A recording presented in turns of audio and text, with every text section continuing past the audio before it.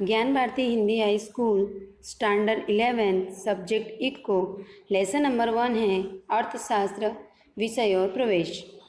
सबसे पहले हम प्रस्तावना देखेंगे तो मानव एक बुद्धिशाली प्राणी है। हमें पता है सभी जीवों में मनुष्य कैसा प्राणी है, बुद्धिशाली प्राणी। हम एक दूसरे की भावना को समझ सकते हैं, बोल सकते हैं। अन्य प्राणी भी समझ सकते हैं लेकिन वो बोल सकते नहीं हैं। मनुष्य अपना जीवन सुखमय हो इसके लिए अनेक व्यवस्थाओं का क्या करता है, निर्माण करता है, जैसे कि सामाजिक व्यवस्था, राजकीय व्यवस्था, अर्थव्यवस्था। और ये सारी व्यवस्थाओं को समझने के लिए, पीढ़ी दर पीढ़ी चलाने के लिए, इसमें से कई समस्याओं को हल करने के लिए मनुष्य ने विविध शास्त्रों की क्या की है, रचना की है। अनादिकाल में मनुष्य ये सारी समस्याओं को किस तरह हल करता था, लड़ाई के द्वारा, युद्ध के द्वारा। किंतु बौद्धिक विकास होने से जैसे जैसे समय गया, समय बीता, वैसे वैसे मनुष्य का बौद्धिक विकास हुआ और ये सारी समस्याओं को उसने शास्त्रों द्वारा हल निकाला। इस प्रकार अर्थशास्त्र मानव की आर्थिक समस्याओं को हल करने वाला शास्त्र है। अब विद्यार्थी मित्रों हम देखेंगे कि अर्थशास्त्र का अर्थ। तो अर्थशास्त्र शब्द का सामान्य अर्थ है अर्थ का शास्त्र, जिसे संस्कृत शब्द में अर्थ पद से ये हमें प्राप्त हुआ है। संस्कृत में अर्थ शब्द के अनेक अर्थ हैं, जैसे कि उद्देश्य की प्राप्ति। आधुनिक आर्थिक अर्थ के साथ यह जुड़ा हुआ है। अंग्रेजी शब्द इकोनॉमिक, ग्रीक शब्द इकोनॉमिक्स पर से यह प्राप्त हुआ है। प्राचीन ग्रीस में लोग अपने घर के सर सामान के लिए निजी मालिकी होती थी, उसे वे ऑइकोस कहते थे। घरेलू सर सामान के व्यवस्थापन की रीति को वह क्या कहते थे, नोमोस कहते थे। कौन सी कंट्री के लोग, तो ग्रीस कंट्री के लोग। अब विद्यार्थियों हम देखेंगे अर्थशास्त्र का भारतीय चिंतन। भारत में सभ्यता संस्कृति का इतिहास लगभग कितने वर्ष पुराना है, तो 5000 वर्ष पुराना है। इसलिए भारतीय तत्व चिंतन में मानव जीवन के विविध पहलुओं का हमने क्या किया है, अध्ययन किया है और इसमें मार्गदर्शन भी देखने को मिलता है। मनुष्य के 4 पुरुषार्थ हैं। कितने हैं, 4 हैं। धर्म, अर्थ, काम और मोक्ष। और जिसमें से अर्थ के लिए जानकारी प्रवृत्तियाँ ही अर्थशास्त्र से जुड़ी हुई हैं और कुछ प्राप्त करने की अपेक्षा से की जाने वाली प्रवृत्ति ही अर्थपूर्ण प्रवृत्ति है। जीवन निर्वाह और भौतिक सुख सुविधा के लिए अर्थोपार्जन मतलब आय प्राप्त करना ये मनुष्य का लक्ष्य है। लगभग 2500 वर्ष पूर्व अर्थशास्त्र नामक अपनी पुस्तक में जो कौटिल्य हैं, जिनका दूसरा नाम क्या कहा गया है, चाणक्य, उन्होंने मानव की आर्थिक प्रवृत्ति का चिंतन विचार प्रस्तुत किया है। कौटिल्य ने यह कहा है कि मानव की प्रवृत्ति अर्थ है।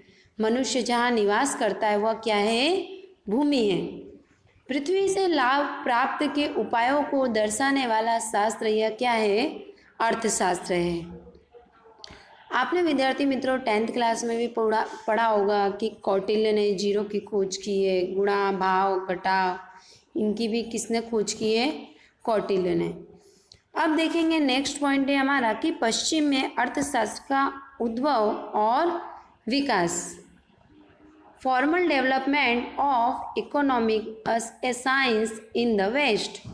दर्शन शास्त्री एरिस्टोटल ने इकोनॉमिका नाम की पुस्तक लिखी और उस पर उन्होंने चिंतन भी किया। और औद्योगिक क्रांति के क्षेत्र में सूक्ष्म श्रम विभाजन हुआ, इसका विशिष्टीकरण हुआ। कोई कार्य किसी एक व्यक्ति द्वारा किया जाए, उसमें कुशलता प्राप्त करना, ज्ञान के क्षेत्र में अध्ययन, संशोधन में विशिष्टीकरण हुआ है।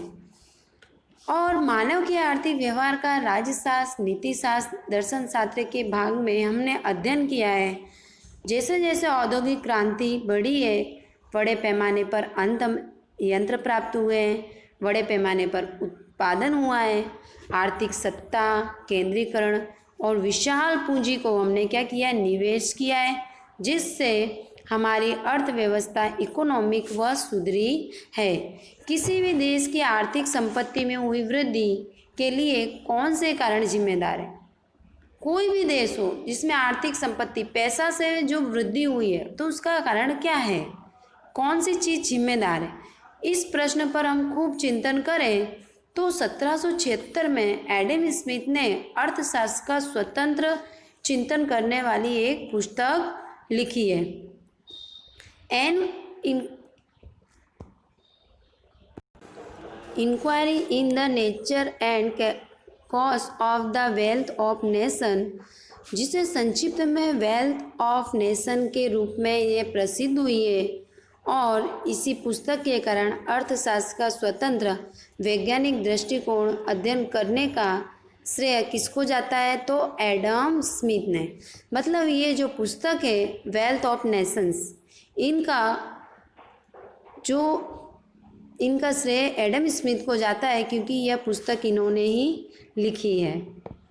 प्रोफेसर एडम स्मिथ के द्वारा अर्थशास्त्र की परिभाषा, वह ऐसा कहते हैं कि अर्थशास्त्र या संपत्ति का शास्त्र है। उनका मानना है उत्पादक जो वस्तु का उत्पादन करता है वह श्रम द्वारा, मेहनत द्वारा उत्पन्न होने वाली सभी भौतिक संपत्ति के उत्पादन, उपभोग, विनिमय द्वारा अध्ययन करता है। विनिमय मतलब एक दूसरे को लेना और देना। एडम स्मिथ ने अर्थशास्त्र को सामाजिक विज्ञान का क्या किया है? दर्जा दिया है। और उन्होंने आर्थिक व्यवहार का अध्ययन करता है, तो दूसरी तरफ अध्ययन की पद्धति कैसी है? वैज्ञानिक है।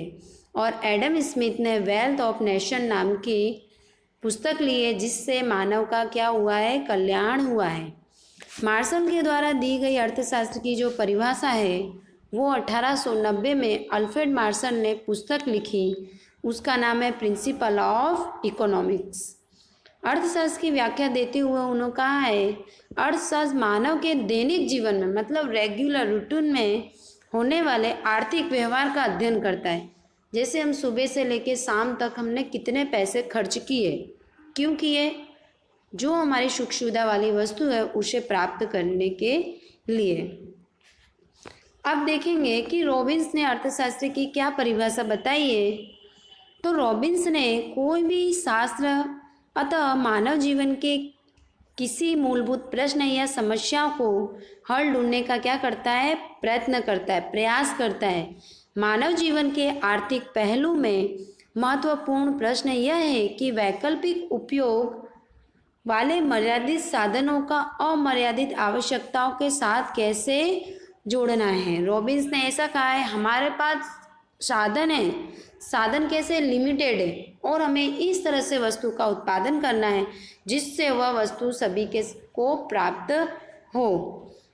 1931 में प्रोफेसर लायोनेल रॉबिन्स ने अपनी पुस्तक लिखी, नेचर एंड साइंटिफिकेशन ऑफ इकोनॉमिक। अर्थशास्त्र की व्याख्या दी है, economic is the science which studies human behaviour as a relationship between and search means which have alternative use। अर्थशास्त्र व्यक्ति अपनी आवश्यकताओं को वैकल्पिक उपयोगी वाले साधनों के बीच किस प्रकार से तालमेल बिठाता है। मनुष्य की आवश्यकता है वो कैसी है? दिन प्रतिदिन बढ़ती रहती है, और हमारे पास जो साधन है वो कैसे? लिमिटेड है। तो इन दोनों के बीच में क्या करना है? तालमेल बिठाना है। मनुष्य की आवश्यकता है वो बार बार जन्म लेती है, हम उसको संतुष्ट करने के लिए हमारे पास कई साधन होते हैं वैकल्पिक, तो उनमें से हम क्या करते हैं? पसंद करते हैं कि कौन सी वस्तु की हमें पहले आवश्यकता है। अब इसी प्रकार सैमुअल के द्वारा दी गई अर्थशास्त्र की परिभाषा 1947 में, economic is the study of how society use search resource of product valuable combination and distribute them among different people. समाज किस प्रकार से कम साधनों में उपयोग करके महत्वपूर्ण आवश्यकताओं को क्या करता है? उत्पादन करता है, और उसको अलग अलग लोगों के बीच में क्या करता है, बंटवारा करता है, जिसका अर्थशास्त्र क्या करता है, अध्ययन करता है।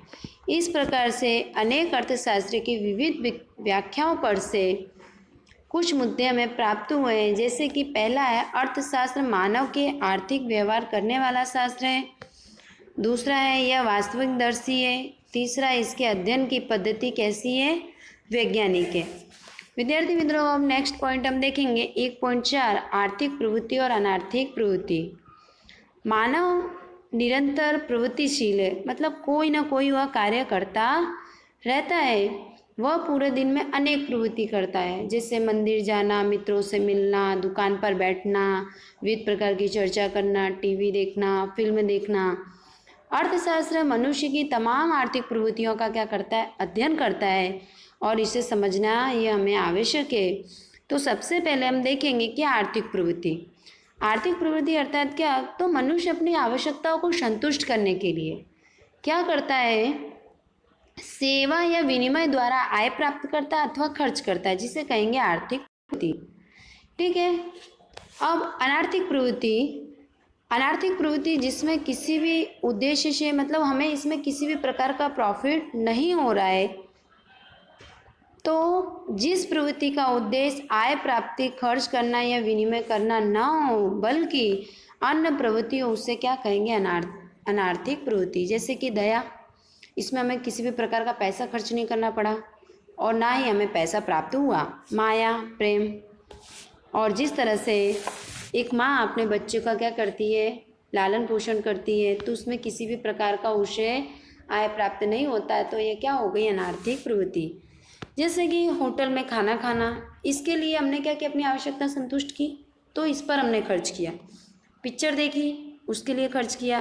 खेत में मेहनत करना, श्रम करके उत्पादक प्राप्त करना। पाठशाला में बच्चे को पढ़ाकर वेतन प्राप्त करना, इसमें हमने क्या किया, सेवा दी। सेवा के बदले में हमने क्या प्राप्त किया, तो आय प्राप्त की। अब सूक्ष्म लक्ष्य अर्थशास्त्र और व्यापक लक्ष्य अर्थशास्त्र। अर्थशास्त्र के अध्ययन विश्लेषण के आधार पर उसे दो भागों में बांटा गया है। जिस अध्ययन में अर्थतंत्र का एक इकाई के रूप में विश्लेषण किया जाता है उसे सूक्ष्म लक्ष्य अर्थशास्त्र, और जिस अध्ययन में अर्थशास्त्र की तमाम इकाइयों को एक इकाई का जिसमें विश्लेषण किया वो सूक्ष्म, अनेक का किया हो तो व्यापक लक्ष्य कहा जाएगा। अर्थशास्त्र में मांग का अध्ययन करने के लिए विश्लेषण किया जाता है, ग्राहकों की पूर्ति की जाती है, वस्तु का उपयोग किया जाता है, वस्तु की सेवा, श्रम बाजार में श्रम इकाई है, और जहाँ इन इकाइयों का व्यवहार अध्ययन किया जाए, जहाँ सीमांत को गणना में लिया जाए, वह सूक्ष्म लक्ष्य अर्थशास्त्र कहा जाएगा। वस्तु की कीमत, उसके निर्धारण, अध्ययन पीढ़ी की समतुला का अध्ययन, श्रमिक की सीमांत उत्पादकता के आधार पर क्या करते हैं, वेतन निर्धारण करते हैं। अर्थतंत्र में सामान्य भाव स्तर का निर्धारण मुद्रा के मूल्य द्वारा राष्ट्रीय आय की गणना, वैसे ही बेरोजगारी, गरीबी, जनसंख्या आदि समस्याओं का वर्णन व्यापक लक्ष्य अर्थशास्त्र में होता है। सूक्ष्म लक्ष्य अर्थशास्त्र ग्राहक, पीढ़ी, श्रमिक आदि के लिए यह होता है। इनके आर्थिक व्यवहार को समझने के लिए महत्वपूर्ण योगदान देते हैं। अब विद्यार्थी मित्रों, नेक्स्ट पॉइंट है हमारा आर्थिक जानकारी की प्रस्तुति। आर्थिक अध्ययन में सिद्धांत या जानकारी की प्रस्तुति तीन तरह से हो सकती है। एक भाषा के आधार पर, दूसरा आंकड़ों के आधार पर, तीसरा है आकृति के आधार पर। इसी संदर्भ को आंकड़ों के द्वारा हम नीचे हमने प्रस्तुत किया है। तो ये टेबल है, ये कोष्टक में पहले में कीमत लिखी है, दूसरे में मांग लिखी है कि जब वस्तु की कीमत 20 होती है तो मांग कितनी है, 20। फिर वस्तु की कीमत बढ़ गई है, 15 है, तो मांग कितनी हो गई है, 40। फिर वस्तु की कीमत घटकर 10 हो गई है तो 60, और जब वस्तु की 5 कीमत हो गई तो 80। इससे हमें यह पता चलता है जैसे जैसे वस्तु की कीमत घट रही है वैसे वैसे मांग बढ़ रही है। अब देखो मांग इकाई में, तो ये जो आकृति है इसमें हमने y अक्ष पर क्या लिखा है, कीमत, x अक्ष पर क्या लिखा है, मांग, और जो बीच वाली जो रेखा है वह कौन सी रेखा है, तो मांग रेखा। तो हमने यहाँ पर जो कीमत है उसमें 5-5 का डिस्टेंस लिया है, और जो मांग है उसमें 10-10 का डिस्टेंस लिया है। तो देखो, जब वस्तु की कीमत 20 थी तो मांग कितनी थी? 20।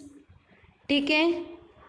जब वस्तु की कीमत कितनी हो गई है? 15, तो मांग कितनी हुई है? 40। तो 40 कहाँ पर हमने दर्शाया? ये रहा 40, मतलब बी पॉइंट बना है। फिर जब वस्तु की कीमत 10 है तो यहाँ से हम देखेंगे कीमत में 10 है तो मांग कितनी हो गई? 60, मतलब सी उसको लिए नाम दिया है। फिर लास्ट में जब वस्तु की कीमत 5 हुई है तो कितनी मांग हो गई है? 80। तो इससे ये पता चलता है विद्यार्थी मित्रों की जैसे जैसे हम लोगों की कीमत घट रही है वैसे वैसे मांग अधिक बढ़ रही है। सांख्यिकी जानकारी का महत्व, इसमें पहला पॉइंट है हमारा कि 17.1 में सिद्धांतों के आधार में वृद्धि होती है। अर्थशास्त्र में दो आर्थिक चलों के बीच कार्यकारण के संबंधों की जांच करके सिद्धांतों को प्रस्तुत किया जाता है। दो चल y अक्ष और x अक्ष। इस सिद्धांतों की व्यवहारिकता को जांच करने के लिए आधारभूत प्रस्तुति के लिए सांख्यिकी जानकारी आवश्यक और महत्वपूर्ण है। उदाहरण के तौर पर हम देखें कि वर्षा, कृषि उत्पादन, इन दोनों के बीच का जो संबंध है, मांग के बीच का संबंध, लाभ और उत्पादन के बीच का संबंध कैसा है? आंकड़ों द्वारा हम प्रस्तुत कर सकते हैं, जिससे क्या हो गया? हमारी विश्वसनीयता बढ़ेगी। दूसरा पॉइंट है दशा और दिशा का रुझान। तो संपूर्ण अर्थतंत्र या उसके किसी एक क्षेत्र के समस्याओं को दिशा या आंकड़ों के द्वारा हम जान सकते हैं। जैसे राष्ट्रीय आय में कृषि क्षेत्र का हिस्सा, हमें पता है राष्ट्रीय आय में तो कृषि क्षेत्र का कितना हिस्सा है, सेवा क्षेत्र का कितना हिस्सा है और उद्योग क्षेत्र का। ठीक है। तो भारत में होने वाली आयात का प्रमाण बढ़ता जा रहा है। आयात मतलब बाहर से जो आय है वो बढ़ रहा है। अर्थतंत्र में मुद्रा पूर्ति बढ़ रही है।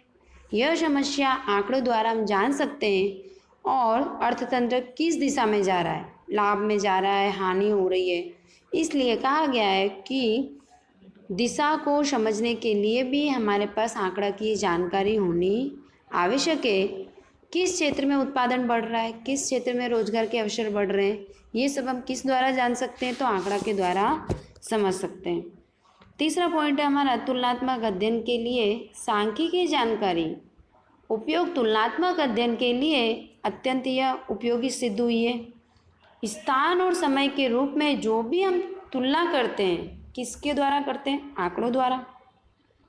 भारत में ही 1951 की तुलना में 2015 में हमारे वहाँ आर्थिक क्षेत्र में कितने प्रमाण में परिवर्तन हुए और विश्व में अमेरिका, चीन, ब्रिटेन की तुलना में हम कौन से स्टेज पर हैं, ये हमें किसके द्वारा पता चलेगा?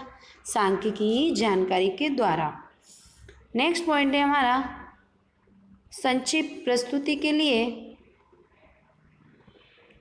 आर्थिक अध्ययन में लंबे वर्णन के बदले आर्थिक संदर्भों के संक्षिप्त प्रतीकात्मक प्रस्तुति के लिए सांख्यिकी जानकारी आलेख यह अत्यंत महत्वपूर्ण है। सामान्य व्यक्ति को हम इसे अच्छी तरह से सचोट जानकारी दे सकते हैं। नेक्स्ट पॉइंट है हमारा 1.8 सांख्यिकी जानकारी को आकृति एवं आलेख में प्रस्तुत करते समय ध्यान में रखने योग्य बातें।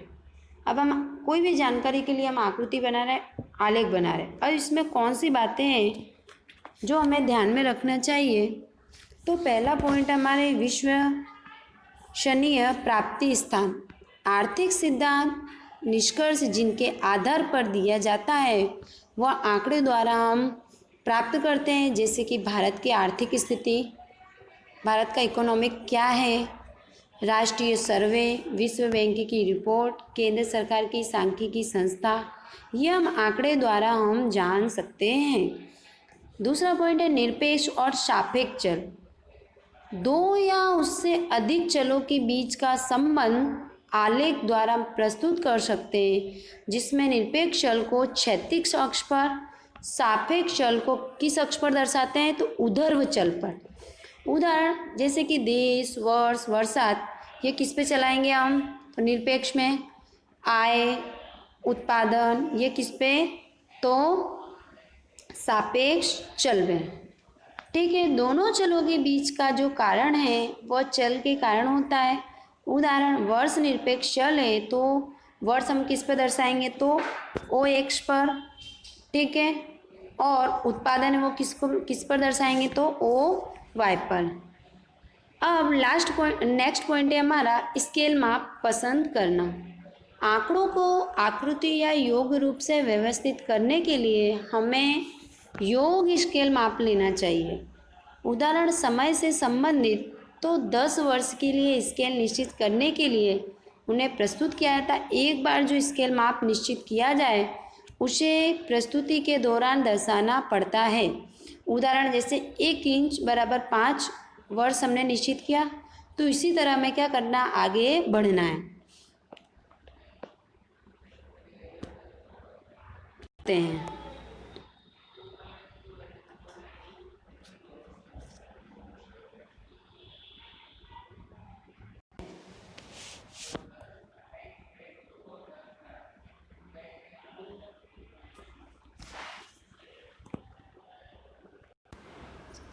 सत्तासी 88 89।